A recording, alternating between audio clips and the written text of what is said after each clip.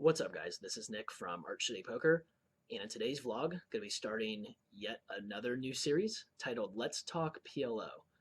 I want to help spread Pot Limit Omaha in the US if I can. It's a very great game. It's a game that's not just for degenerates and gamblers that can't handle grinding and playing no limit hold'em. It's a game that PLO players are the good ones at least, are very highly skilled. There's a lot of creativity, a lot of aggression, a lot of a need to play tough to be a very good PLO player and to compete with other good PLO players. So I want to help try to spread this game. I want to help you no limit guys that I think the majority of you that visit my YouTube channel, watch my content, visit my website, read the articles, watch the videos on there. I think a lot of you guys are very no limit driven, as I said, and I think that there's a big misconception about PLO. And so I want to try to help you guys get more involved in that game. It'll be better overall for you as a poker player, period. To be able to be very prominent, very solid, I guess, is what I'm looking to say in many forms of the game will really help you as a poker player overall. So without further ado, let's get into the first topic of the Let's Talk PLO series. I'm going to be discussing polarized equity hands versus smooth equity hands.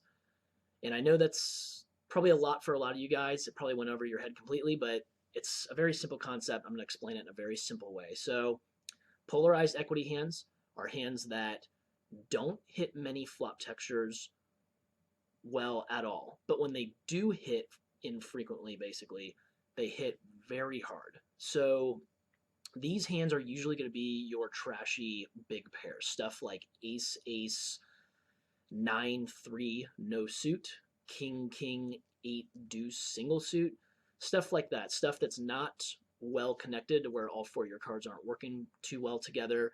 Like I said, the most often scenario is going to be you just have your overpair on the flop and not a lot of playability.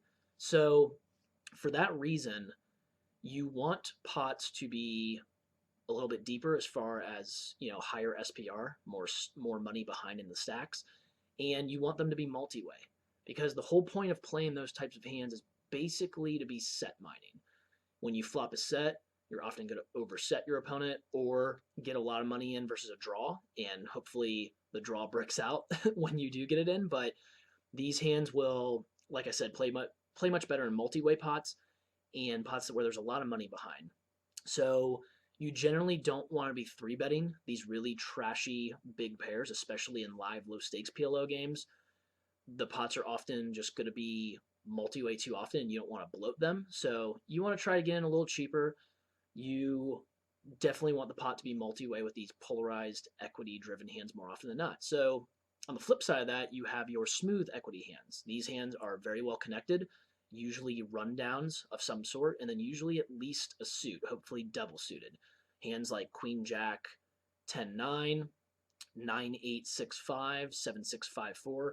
Hands that, you can flop wraps on. You can flop stuff like pair plus gutter, combo draws. Basically, you're flopping a good amount of equity a lot of the time, but you're usually not smashing when you hit like you are with the polarized equity driven hands. So these smooth equity hands play much better in heads up pots. They play much better with low SPR. So when there's when there's less money behind. So I think that that's a good start to this quick vlog on polarized equity hands in PLO versus smooth equity hands. If you guys have any questions or comments about this topic, let me know. I think that, like I said, I think PLO should be discussed much more frequently, especially in the United States, and I'm going to try to help spread it. So yeah, if you guys have any questions or comments or suggestions for future PLO videos for the Let's Talk PLO series, don't be afraid to let me know. And I'm going to try to do a vlog with this series basically once a week, because I know, like I said, most of you are mainly no limit driven. So I think most of my videos will still be no limit driven, but I definitely want to start including PLO at least once a week. So until next time, this is Nick from Arch City Poker. Take care.